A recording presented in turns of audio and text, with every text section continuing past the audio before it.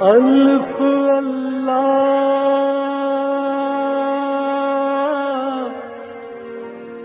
چمبے دی بوٹی میرے من وچ مرشد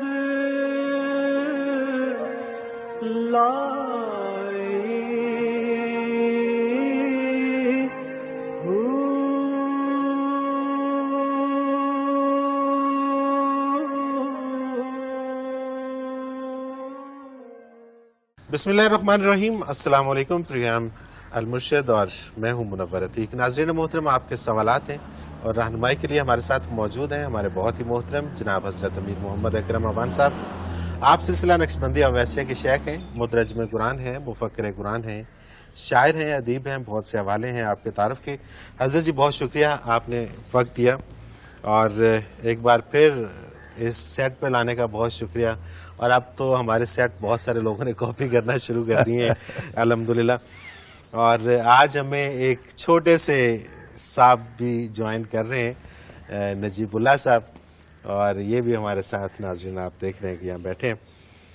حضرت جی سوالات کا سلسلہ شروع کرتے ہیں۔ پروفیسر سلطان خان ہے راولپنڈی سے۔ حضرت جی آیہ کریمہ ہے کہ ہم جس کے چاہتے ہیں درجات بلند کرتے جاتے ہیں، اس کی ذرا وضاحت فرما دیجئے کہ اس کا کیا مطلب ہے اس سے؟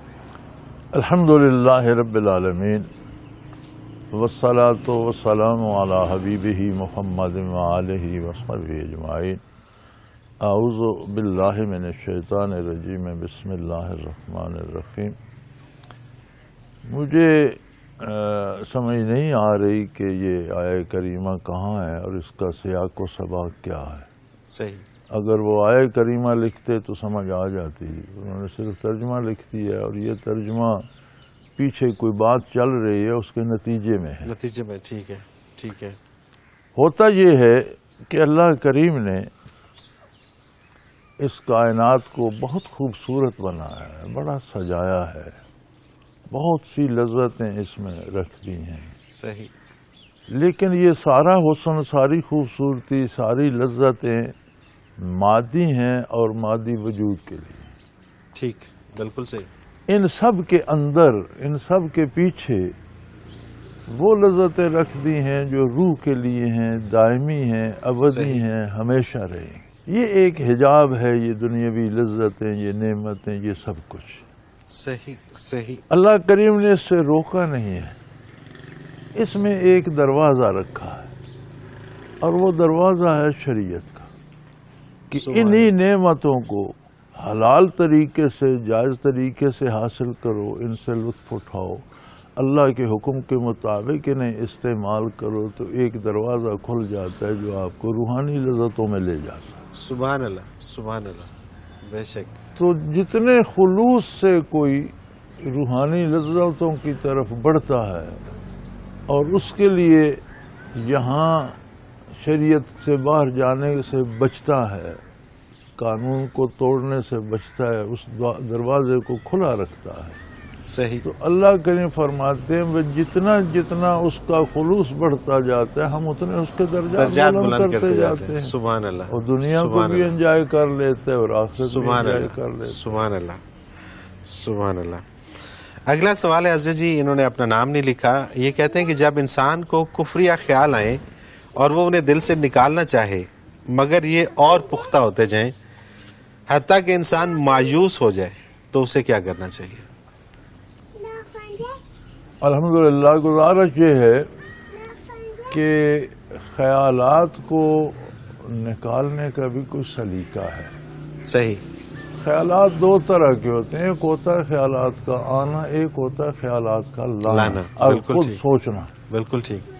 تو شیطان جب کوئی خیال القاع کرتا ہے تو ہم ناسمجھی کے طور پر یا بے وقوفی سے، جہالت سے اسے سوچنا شروع کر دیتے ہیں، پھر وہ خیال آنا نہیں، خیال لانا بن جاتا ہے اور پختہ ہوتا چلا جاتا ہے۔ اور خیالات کا آنا جو ہے وہ اس امت پر اللہ نے معاف کر دیا، نبی کریم صلی اللہ علیہ وسلم کا۔ ایک کفریہ خیالات کی بات کر رہے ہیں، کسی طرح کا کوئی وہم آئے، ٹھیک ہے، آپ لا نہیں رہے، وہ شیطان کی طرف سے آ رہا ہے، تو وہ آپ پر معاف ہے۔ ٹھیک ہے، بلکہ اس کو رد کرنے میں نبی کے صلی اللہ علیہ وسلم نے فرمایا جہاد کا ثواب ہے۔ سبحان اللہ، سبحان اللہ، کمزوری ہماری یہ ہے کہ ہم خود اس کو سوچنا شروع کر دیتے ہیں، تو پھر رد تو نہیں ہوتا، وہ رد تو ہوتا ہے کہ اس کی طرف سے توجہ ہی ہٹا لی جائے، اللہ کا ذکر کیا جائے، درود شریف پڑھنا شروع کر دیں، قرآنی آیت پڑھنا شروع کر دیں، اس کے مفہوم کی طرف توجہ کر لیں، تو انسانی ذہن ایک وقت میں دو طرف متوجہ نہیں ہوتا، بالکل ادھر سے ہٹ جائے گا اور شیطان بھی بھاگ جائے گا۔ بالکل ٹھیک، پھر یا ذکر قلبی سیکھیں اور اللہ اللہ کرنا شروع کر دیں، سبحان اللہ، بہترین طریقہ ہے، ہم وقت کرتے رہیں۔ تو شیطان تو کوشش کرتا رہتا ہے، خیالات ہر ایک کو آتے ہیں، خیالات آنے کی بات نہیں ہے، اللہ کریم نے یہ امت محمدیہ پہ معاف کر دیا۔ سبحان اللہ، خیال لانا جرم ہے، اور پختہ تب ہوتا ہے جب ہم اسی کو سوچنا شروع کر دیتے ہیں، یا اس کے مقابل رد کرنے کے لیے کچھ سوچنا شروع کر دیتے، تو وہ بھی خیال ہی کو سوچنا ہو۔ بالکل صحیح، تو بالکل آپ صحیح، اسے سوچنا چھوڑ کر کچھ اور سوچنا شروع کر دیں، کلمہ شریف پڑھ لیں، درود شریف پڑھ لیں، پھر صحیح، یہ سوچنا شروع کر دیں کہ کتنی مخلوق، کتنے فرشتے، کائنات کتنے عرش، کتنے آسمان، کتنے ان اللہ ملائکتہ یصلون علی النبی، تو میں اس میں شریک ہو گیا ہوں، اللہ اور اس کے فرشتے بھی درود بھیج رہے ہیں، میں بھی بھیج رہا ہوں، تو خیال چلا جائے گا۔ سبحان اللہ، بے شک، دوسری بات یہ ہے، بنیادی بات یہ ہے کہ اپنا رزق حلال کریں۔ صحیح، بالکل ٹھیک، حرام کھا کر یا ناپاک کھا کر دفاع کی قوت ختم ہو جاتی ہے۔ سبحان اللہ، سب سے بڑی بات یہ ہے اللہ کہ اکبر، اپنا کھانا حلال اور پاک رکھیں۔ سبحان اللہ، یہ جیسے انسان کی ایک باڈی کے اندر قوت مدافعت ہوتی ہے، جو حرام بیماریوں کو دور کرتی ہے، حرام سے وہ ختم ہو جاتی ہے، حرام سے وہ ختم ہو جاتی ہے، ختم ہو بالکل جاتی صحیح ہے، بات بلکہ ہے، روح کی حرام جو سے قوت ان مدافعت خیالات کو لانے کا سبب بنتا ہے بن رزق جاتی ہے، حرام۔ بالکل صحیح، بالکل تو صحیح، اپنے رزق کو بھی حلال کریں۔ صحیح۔ نماز اچھا جی، اگلا سوال ہے، یہ کسی خاتون کا ہے، یہ کہتی ہے کہ جو عورت اپنے شوہر سے لڑائی کے بدلے میں اپنا ہونے والا بچہ ضائع کر دے تو اس کے بارے میں کیا حکم ہے؟ بچہ اگر 120 دن کے بعد کرے تو قتل ہے، قتل ہے، 120 دن کے بعد اس میں روح پیدا ہو جائے گی، صحیح، یعنی کہ 4 مہینے ہو گئے نا؟ کرے گی 4 ٹھیک مہینے ہے، بعد تو وہ قتل عمد ہوگا۔ صحیح، صحیح، وہ ایک الگ جرم ہے، اور خامند کی نافرمانی ایک الگ جرم ہے، لیکن خامند سے لڑائی کے بعد ایسے بچے کو جب دنیا میں نہیں آیا آپ کیوں قتل کر رہے ہیں؟ اور اسے کیوں سزا دی جائے؟ یہ کون سا طریقہ ہے؟ اس کا کیا گناہ ہے؟ دوسری بات یہ ہے کہ شادی کی بنیاد اور اس کا فلسفہ یہ ہے کہ ایک مرد اور ایک خاتون مل کر زندگی گزارنے کی کوشش کرتے ہیں، اسے سنوارنے کی کوشش کرتے ہیں، اور اولاد کی بہتر تربیت کر کے معاشرے کو اچھے انسان دیتے ہیں۔ میاں بیوی کا لڑائی کا تو بنتا نہیں، بالکل صحیح بات ہے۔ یہاں ہمارے ہاں یہ مصیبت ہے کہ جب شادی ہو جاتی ہے تو حکومت کا اختیار و اقتدار کا شور مچ جاتا ہے، خاوند کہتا ہے میں حکمران ہوں، بیوی کہتی ہے میری چلے گی، صحیح، تو اس طرح سے زندگیاں برباد ہوتی ہیں۔ مطلب جب تک کوئی کمپرومائز کا سلسلہ نہیں نکلتا تو اس وقت تک نہیں، کمپرومائز نہیں، میاں بیوی دو ہوتے ہی نہیں، کمپرومائز تو 2 پارٹی میں ہوتا ہے۔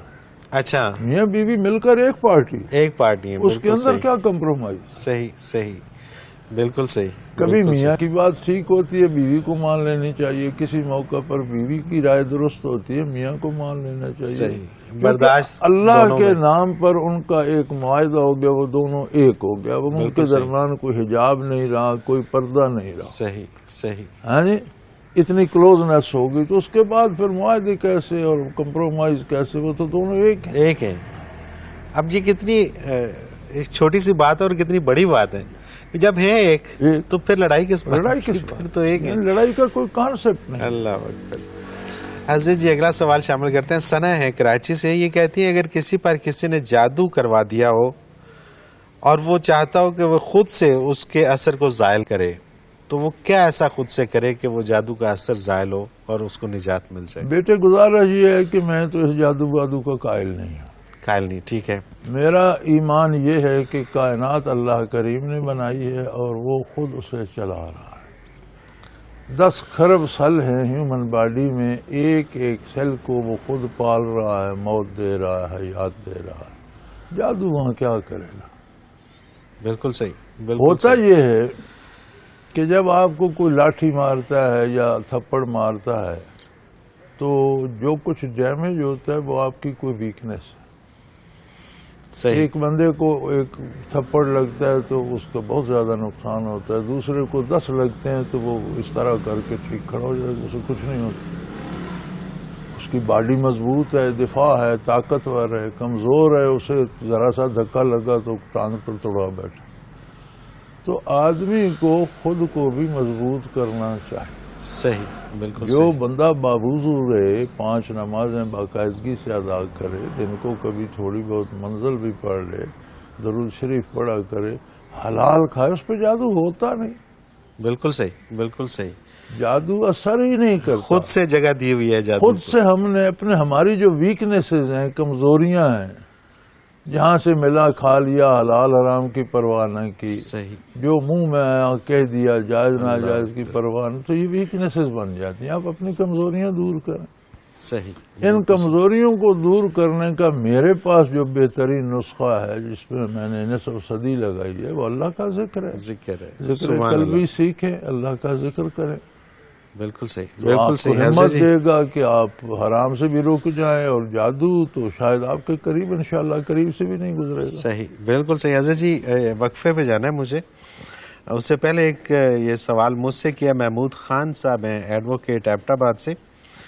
یہ کہتے ہیں کہ منور عتیق صاحب، آپ پر بھی میری طرح حضرت جی کی گفتگو کا سحر طاری ہو جاتا ہے. تو اس میں محمود خان صاحب، اس میں یقیناً یہ کیفیت کی بات ہے، اور اگر آپ کے اوپر ہوتا ہے تو آپ کے ساتھ بہت سارے ناظرین کے اوپر بھی ہوتا ہے. اور ظاہر ہے کہ میں بھی اسی طرح سے حضرت جی کی گفتگو سنتا ہوں، اور ظاہر ہے میری کیفیت بھی اسی طرح سے ہوتی ہے. ناظرین محترم، اگر آپ بھی اس پروگرام میں شامل ہونا چاہیں، اپنا کوئی سوال ہمیں بھیجنا چاہیں، تو اسکرین پہ ہمارا نمبر موجود ہے، نوٹ فرما لیجئے 0333 4955 اور اگر ہمیں میل کرنا چاہیں تو ای میل ایڈریس اسکرین پہ موجود ہے، questions@almurshid.tv. اس پہ اپنا کوئی بھی سوال ہو ہمیں میل کیجیے گا. آپ کا سوال ہم اس پروگرام میں شامل کریں گے. ایک مختصر کمرشل بریک، اس کے بعد حاضر ہوتے ہیں. ہمارے ساتھ رہیے گا.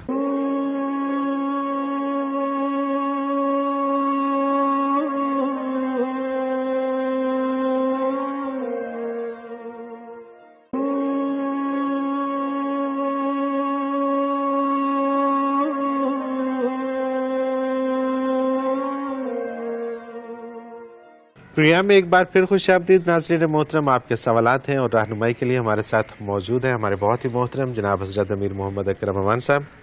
حضرت جی، اگلا سوال پروگرام میں شامل کرتے ہیں عبد الرحیم مشرف القریشی مدینہ منورہ سے. آپ کا پروگرام بہت اچھا ہے، ہم بہت شوق سے دیکھتے ہیں. یہ میں نے اس طرح سے لکھا، انہوں نے یہ شاید کوئی خان صاحب تھے اور انہوں نے اپنی اردو میں لکھا تھا. وہ کہتے ہیں میرا سوال یہ ہے کہ شرک اکبر اور شرک اصغر کس عمل سے واقع ہوتے ہیں؟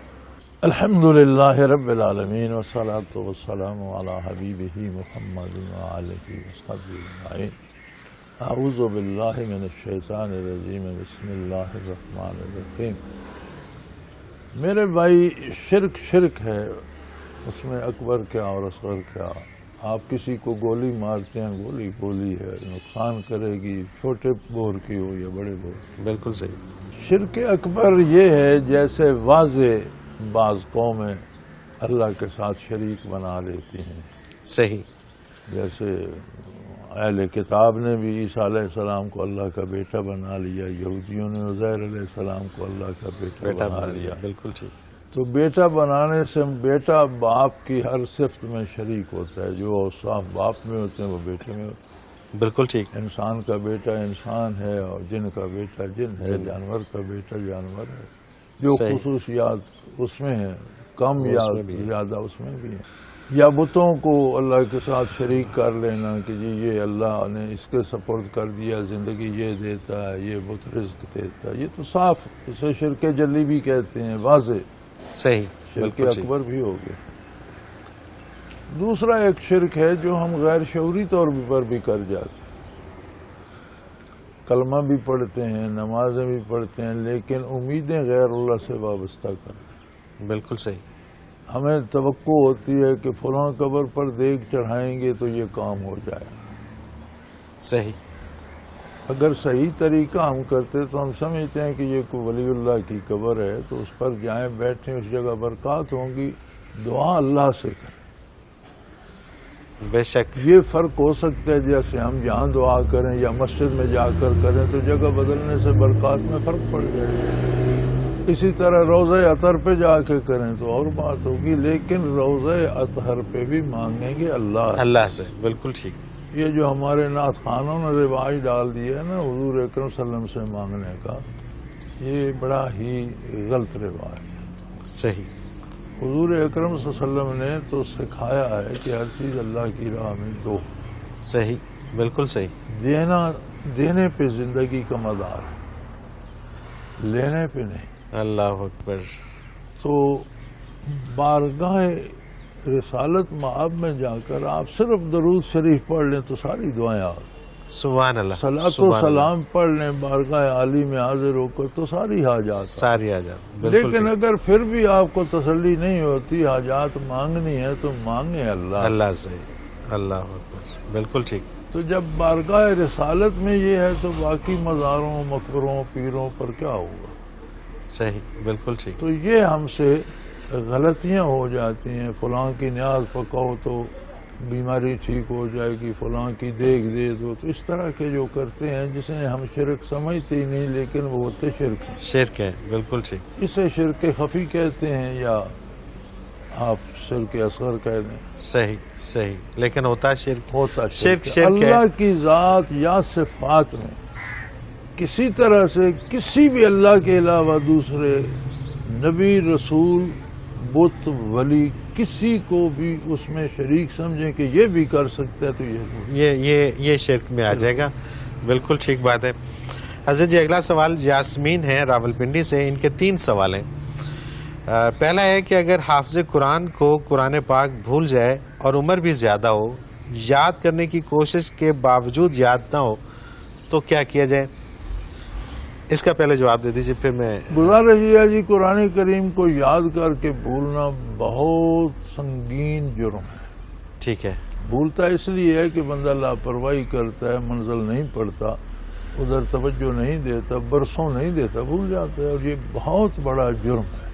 اور علماء فرماتے ہیں کہ جسے یہ خدشہ ہو کہ یاد کر کے بھول جاؤں گا وہ حفظ نہ کرے بلکہ ترجمہ تفسیر اس طرف توجہ دے, وہ بھی تو قرآن ہی ہے. بالکل صحیح. بالکل ٹھیک. بجائے حفظ کرنے کے ترجمہ یاد کرے, تفسیر یاد کرے, اس کی فضائل دیکھے. اور اگر بھول گیا ہے, یاد کر لیا تھا, بھول گیا تو اب اس کے ذمہ ہے کہ یاد کرتا رہے, خواہ ہو یا نہ ہو. ٹھیک ہے. وہ تو عمر کا تقاضا ہے, لیکن یہ چھوڑے نہیں, یاد کرتا رہے. بالکل صحیح. الف لام میم سے لگے سورہ فاتحہ سے لگے والناس تک یاد کرتا چلا جائے, پھر شروع کر دے تو اللہ کریم معاف فرمانے والا ہے. بالکل ٹھیک ہے. دوسرا ان کا سوال ہے کہ قطع تعلق سخت گناہ ہے, مگر انسان کا اگر کسی سے ملنے کو جی نہ چاہے عزیز و اقارب میں تو پھر کیا کرے. نہیں, ہوتا ہے قطع تعلق بھی ہوتا ہے, ناراضگی وہاں ہوتی ہے جہاں کچھ بندے کو امید ہو, دعویٰ ہو, محبت ہو. بالکل صحیح. وہاں ناراضگی, دشمن سے ناراض ہونے کا تو کوئی تصور نہیں ہے. بالکل ٹھیک. لیکن ہر چیز کی لمیٹیشن ہے, حدود ہے. صحیح. بالکل صحیح. ہو سکتا ہے آپ خفا ہو گئے, میاں بیوی 2 دن نہ بولیں, آپس میں کیا فرق پڑتا, لیکن بالآخر رشتہ تو نہیں ٹوٹا. صحیح. ایک دن میں غصہ اتر جائے گا, 2 میں اتر جائے گا. باہر تو زندگی تو مل کے گزارنی ہے.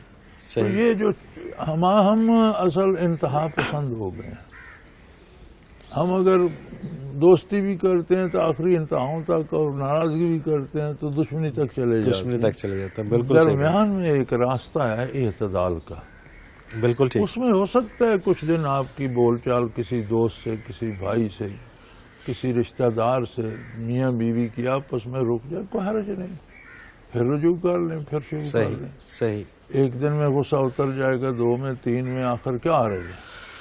بالکل صحیح. یہ بات پختہ ذہن نشین ہو کہ جن لوگوں کے ساتھ جن کے حقوق ہیں, والدین ہیں, اولاد ہے, بہن بھائی, رشتہ دار ہیں, پھر قوم ہے, ملک ہے, ان کے حقوق ہیں ہم پر. صحیح. ہم ناراض ہو کر ان حقوق سے بری نہیں ہو سکتے.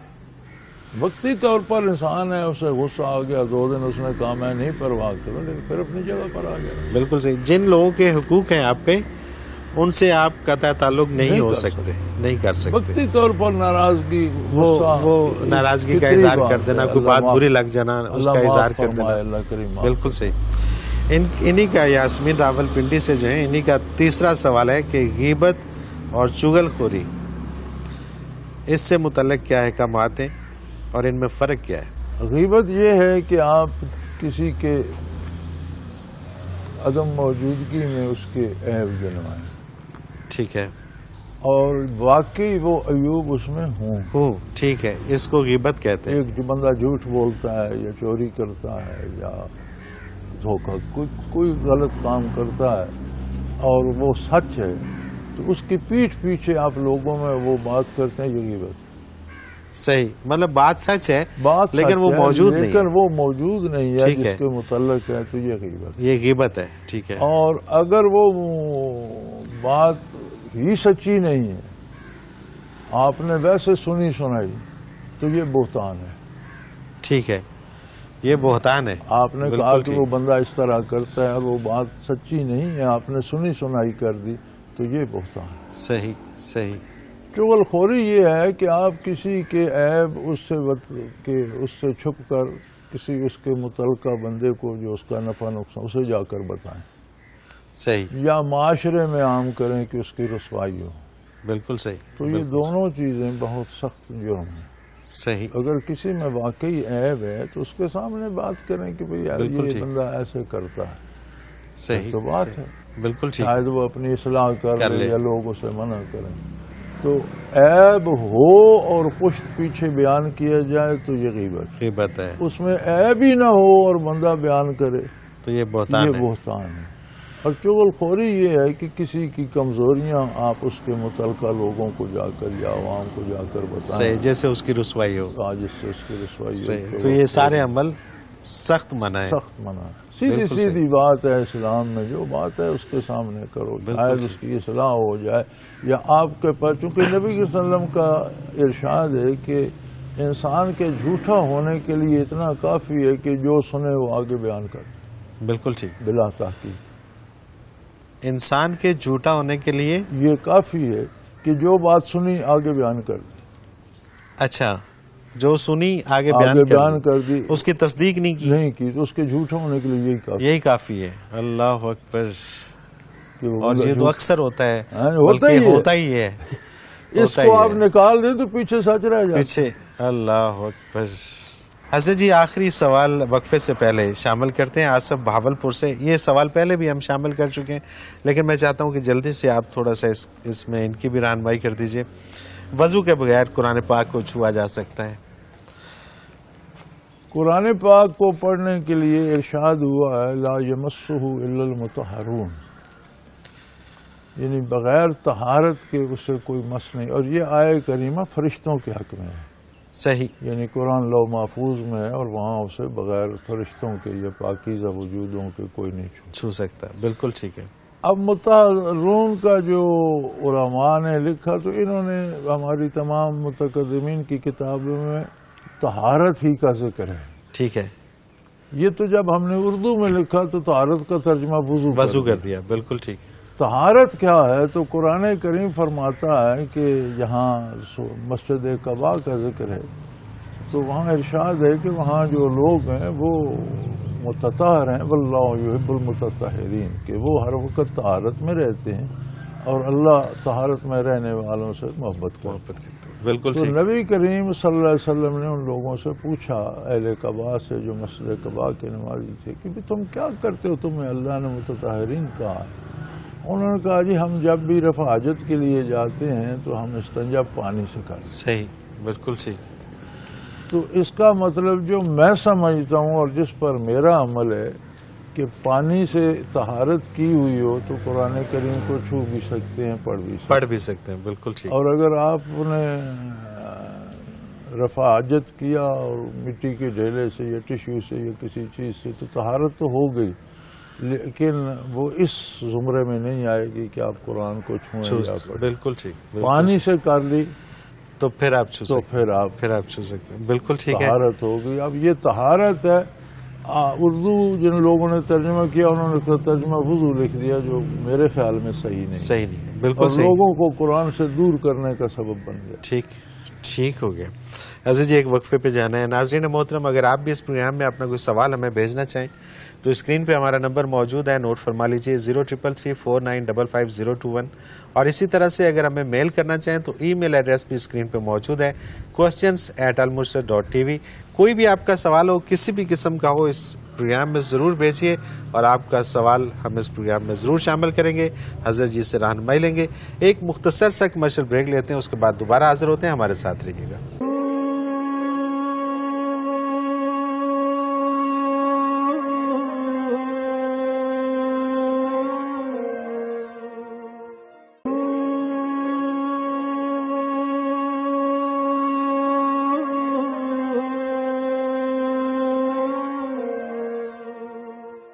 پروگرام میں ایک بار پھر خوش آمدید. ناظرین محترم آپ کے سوالات ہیں اور رہنمائی کے لیے ہمارے ساتھ موجود ہیں ہمارے بہت ہی محترم جناب حضرت امیر محمد اکرم اعوان صاحب.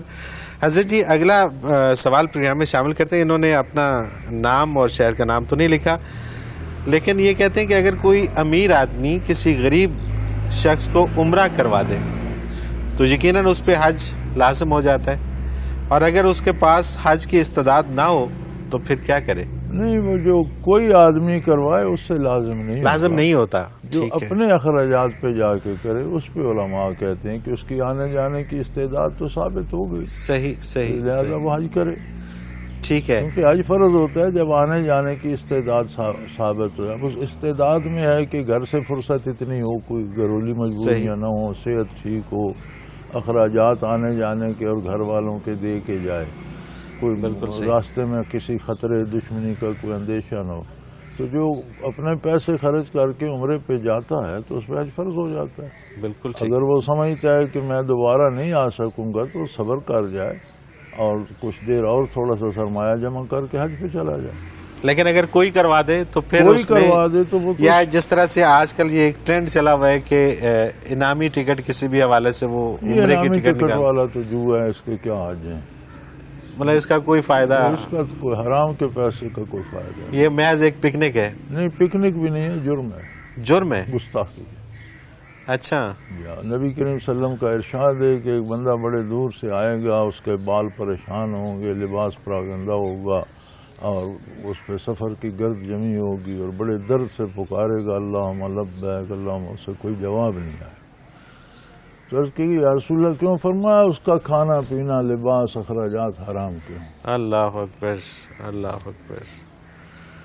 تو یہ جو جوئے میں جاتے ہیں یہ تو جوا ہے نا. اچھا, ایک تو جوئے میں جاتے ہیں, ایک وہ جیسے کرت کا مقابلہ ہوا, اب کرت کا مقابلہ جس نے جیت لیا اس کو عمرے کی ٹکٹ دے دی. اب مجھے یہ پتہ نہیں کہ وہ کن وسائل سے دیتے ہیں, اگر وہ چندہ ہی کر کے دیتے ہیں تو وہ بھی جوا ہی ہے. وہ بھی جوا ہے, بالکل صحیح ہے.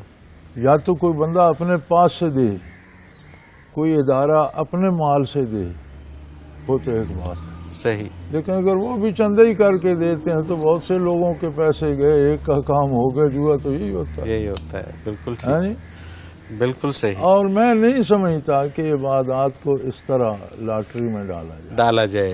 عبادت ہے, اس کو عبادت ہے, اس کے اپنے قاعدے ضابطے ہیں. اللہ یہ ویسے ہی جرم ہے جیسے عیسائیوں یہودیوں نے عبادات کو بھی آمدن کا ذریعہ بنا لیا ہے.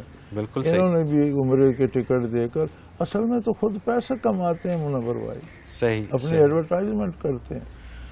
پیسے تو آ گئے نا, جب ایڈورٹائزمنٹ ہو گئی, بہت سی چیزیں بک گئی تو پیسے تو اپنی کماتے. بالکل صحیح. یہ میری رائے میں یہ درست نہیں ہے, اور اس میں یقیناً پیسے کماتے ہیں. اس میں کوئی عبادات کی توہین. بالکل صحیح. اس پہ لوگ خوش نہ ہوا کریں, یہ دین کی توہین ہے اور اسے اجتناب کرنا چاہیے. امجد حبیب ہیں راولپنڈی سے, یہ کہتے ہیں کوئی ایسی بات بتا دیجئے کہ دل سے اور دماغ سے تمام طرح کے برے خیالات نکل جائیں اور دل اللہ پاک کے راستے پر چل پڑے. بڑی آسان سی بات ہے, ذکر قلبی سیکھیں اور اللہ اللہ کرتے رہیں. بدن کا بال اور ایک ایک سیل اللہ اللہ کرنے لگ جائے گا انشاءاللہ. بالکل صحیح. یہ کہنا کہ میں فرشتوں کی طرح بن جاؤں یہ ممکن نہیں ہے. صحیح. انسان انسان ہی رہتا ہے اور اسے ساری زندگی بدی کا دفاع کرنا پڑتا، لیکن اللہ اللہ سے دفاع کی طاقت پیدا ہو جاتی ہے. یہ نہیں کہ شیطان آپ کا جو ہے وہ چھوڑ دے گا آپ کو، وہ آپ کے پیچھے لگا رہے گا، لیکن آپ اس سے مغلوب نہیں ہوں گے. آپ کے دل میں اللہ کا ذکر ہوگا، بال بال میں اللہ کی روشنی اور نور ہوگا، تو قوت دفاع بڑھ جائے گی، مقابلہ جاری رہے گا. صحیح. مقابلہ پھر بھی ہوتا رہے گا. مقابلہ کرنا ہے. صحیح. تا دم واپسی. بالکل صحیح. وَاعْبُدْ رَبَّكَ حَتَّىٰ يَأْتِيَكَ الْيَقِينُ. جب یقین کی آخری حدوں یعنی موت سے نہ گزر جاؤ تب تک اللہ کی اطاعت خلوص سے سبحان اللہ. سبحان اللہ. یہی تو آزمائش ہے، یہ تو ختم نہیں ہوتی. اللہ اکبر. لیکن ایک قوت آ جاتی ہے، بندہ اس سے مغلوب نہیں ہوتا. کہیں کوئی کوتاہی ہو بھی جائے تو فوراً توبہ کرتا ہے، رجوع اللہ کرتا ہے. صحیح. ذکر قلبی سیکھیں، اللہ اللہ کریں. سبحان اللہ. سبحان اللہ. سیدہ سرفراز لاہور سے یہ کہتی ہیں کہ آپ کے پروگرام میں زیادہ تر سوال تصوف سے ریلیٹڈ ہوتے ہیں. میرا بھی ایک سوال ہے اور وہ یہ کہ کشف اور وجدان میں کیا فرق ہے؟ بیٹے گزارش یہ ہے کہ ہمارا پروگرام بھی بیسیکلی تصوف کے موضوع پہ ہوتا ہے اور ہم ہیں بھی الحمدللہ صوفی. تو جس سبزی والا سبزی بیچے گا، سبزی والا تو گوشت نہیں بیچے گا، اور قصاب سبزی نہیں بیچے گا. صوفی تصوفی کو بحث کرے گا. بالکل صحیح. فقہی بحثوں میں اور دوسری چیزوں میں نہیں پڑے گا. تو اس لیے ہمارا قصور نہیں ہے، یہ دکان ہی تصوف کی ہے. یہاں سودا تصوف کا ہی ملتا ہے. کشف ہوتا ہے کسی چیز کے سامنے سے پردہ ہٹا دیا جائے اور آدمی اسے دل کی آنکھوں سے دیکھ لے، اسے کشف کہتے ہیں. صحیح. ظاہری آنکھ سے دیکھنا تو عام بات ہے. بعض چیزیں ظاہری آنکھ سے پوشیدہ ہوں اور اللہ کریم دل کی آنکھ سے دکھا دے تو وہ کشف ہوتا ہے. صحیح. کچھ نظر نہ آئے لیکن ایک پختہ یقینی بات اللہ کریم دل میں ڈال دیں جو شریعت کے عین مطابق بھی ہو، شریعت کے خلاف نہ، اور اس پہ اتنا یقین ہو جائے کہ بندہ اس پہ عمل کر گزرے. یہ وجدان. اچھا، یعنی کہ وہ دیکھی نہ ہوں لیکن یقین اس حد تک ہو. یقین جیسے موسیٰ علیہ السلام کی والدہ پہ ہوا کہ بیٹے کو دریا میں ڈالو، انہوں نے ڈال دیا. صحیح. ٹھیک. اب انہیں وہ کشف نہیں تھا لیکن وجدان، لیکن دل میں وہ بات آئی. صحیح. صحیح. انہوں نے ڈال دیا دریا میں. سبحان کتنی اللہ. بڑی بات. سبحان اللہ. اپنے لخت جگر کو، یہ بڑا مشکل کام ہوتا ہے. تو انہیں یقین، اتنا پختہ یقین اس پہ تھا نا. سبحان اللہ. جو بات مشکوک ہوتی ہے یا اس میں غلطی ہوتی ہے وہ دل کو یقین نہیں ہوتا، اس میں کھٹ کھٹ رہتی ہے، کروں یا نہ کروں. صحیح. بالکل ٹھیک. جو بات اللہ کی طرف سے ہوتی ہے اس میں شک کی گنجائش نہیں، وہ کر گزرتا ہے. کر گزرتا ہے. تو بالکل ٹھیک. نظر کچھ نہ آئے، بات دل میں یقینی آ جائے شریعت کے مطابق. صحیح. کیونکہ کوئی وجدان شریعت کے خلاف، وہی الہی جو نبی صلی اللہ علیہ وسلم پر آئی اس کے خلاف کسی کو نہ کوئی کشف ہوگا نہ وجدان.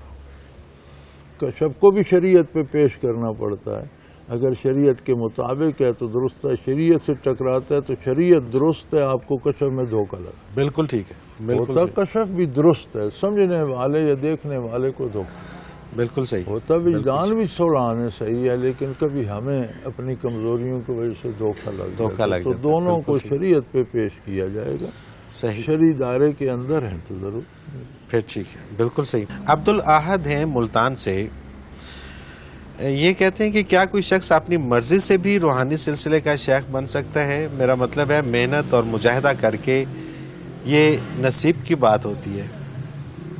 گزارش یہ ہے کہ نصیب تو ہر چیز میں پہلے ہے، پہلے ہر کام میں، دنیا کو یا آخرت.